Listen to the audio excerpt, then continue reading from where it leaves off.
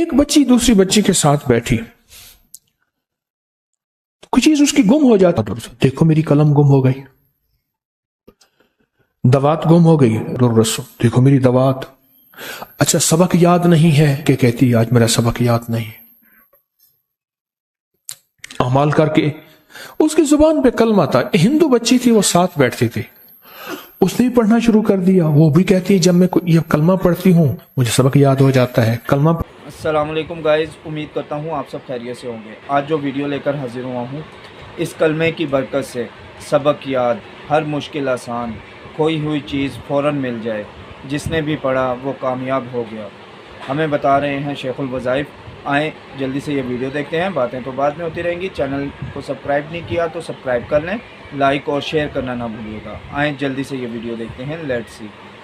आना जाना हुआ, अब तो सफ़र, कोशिश करता हूं, मैंने तो दुआ शुरू की, अल्लाह मेरे आफियत के साथ सफ़र ख़त्म फरमा, मैं नहीं कर सकता। हुआ ये, एक हेडमास्टर थे, हिंदू थे, हिंदू हेडमास्टर थे। तो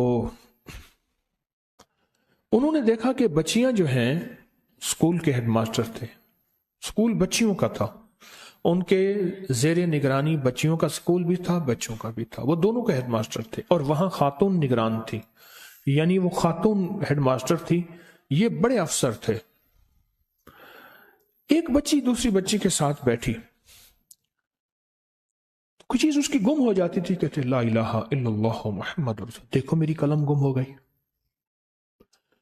दवात गुम हो गई, ला इलाहा इल्लल्लाह मुहम्मद रसूल, देखो मेरी दवात, अच्छा सबक याद नहीं है, कलमा पढ़ के कहती आज मेरा सबक याद नहीं,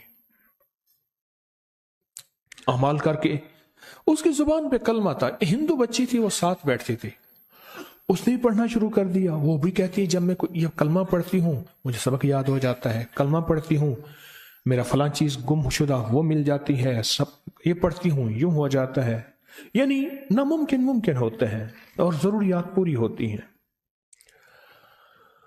एक तो बच्ची ने कहा कि मेरे पिता माता, मेरे माँ बाप तो वो कलमा नहीं पढ़ते।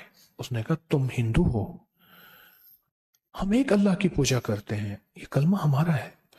कहा कि अगर मैं बड़ी हो गई, स्कूल से फिर हम बड़े हो गए, तेरी भी शादी हो जाएगी, मेरी भी हो जाएगी, फिर ये कलमा, उन्होंने कहा मैं पढ़ती रहूंगी, तू नहीं पढ़ सकेगी। बच्ची रो पड़ी।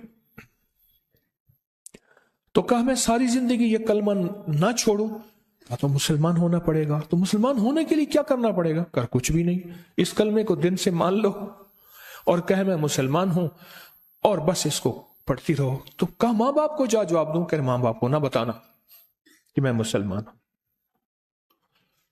मां बाप को ना बताना। ये खत मेरे पास आया कोई आज से 15-18 साल पहले कमोबेश। फिर मैं वहां गया तो मैंने उसके अहवाल पूछे, तो मुझे उन्होंने अहवाल बताया कि यह वाकया सच है और बल्कि उसकी मजीद तफसीलात थी। अब दिल की दुनिया खुल गई। बच्ची के मुंह से ना बेसाख्ता घर में जब कोई चीज गुम हो जाती या अनहोनी सी कैफियत होती या कोई ऐसी चीज नामुमकिन होती तो बच्ची बेसाख्ता मुंह से कलमा पढ़ती। मां कहने लगी ये क्या कर रही है? ये तो बेटी मुस्लिम का कलमा है, उनका लफ्ज है, हम तो भगवान के मानने वाले हैं, बेटी ये क्या कर रही है? बेटी ने कुछ अर्सा ये कहा कि अम्मी साथ मेरे मुसलमानों की फलां फलां की बच्ची है, वो पढ़ती है तो वो ऐसा करती है तो मेरे मुंह में पुख्ता हो गया है, हम तो भगवान के मानने वाले हैं। लेकिन कुछ अरसे में मां ने महसूस किया कि इसके अंदर की कैफियतें मुसलमानों वाली है, और एक दफा मां ने उसको छुप के नमाज पढ़ते देखा।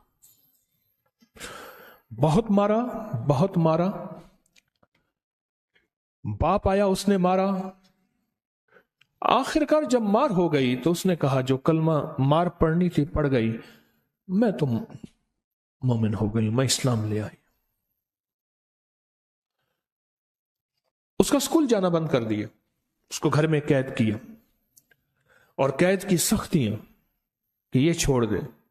फिर क्या नरमियां, मोहब्बतें, ये कर लो,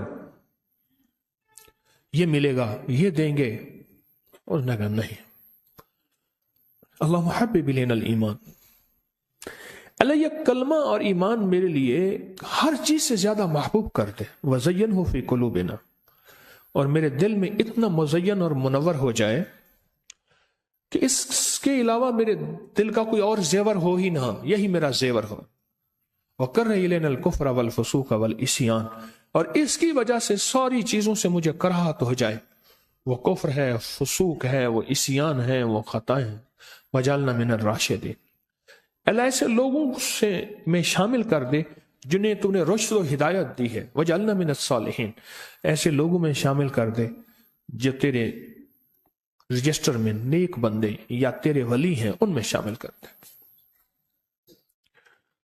آخر کار انہوں نے بچی کو زہر دے دیا اور بچی مر گئی، گھر کے اندر اس کو دفن کر دیا، اور اطلاع کی کہ سکول گئی تھی، کوئی اغوا کر کے لے گیا، رونا پیٹنا رہا، گھر میں پریشانی رہی، گھر کے اندر کے کمرے میں اس کو جو ہے وہ دفن کر دیا۔